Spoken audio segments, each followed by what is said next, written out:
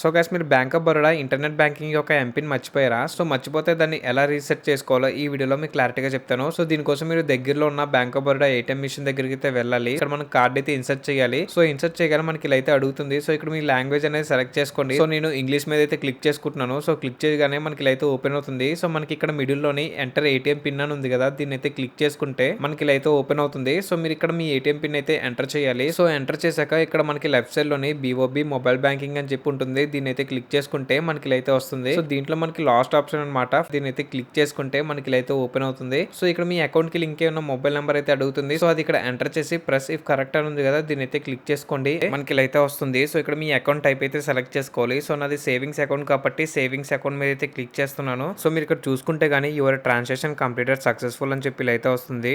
So మీ mobile number కి ఒక message అయితే రావడం జరుగుతుంది. సో ఆ మెసేజ్ లో మీ ఎంపిన్ అయితే ఉంటుంది. సో మీరు ఆ ఎంపిన్ తోటి విఓబి యాప్ లోకి అయితే లాగిన్ అవ్వచ్చు.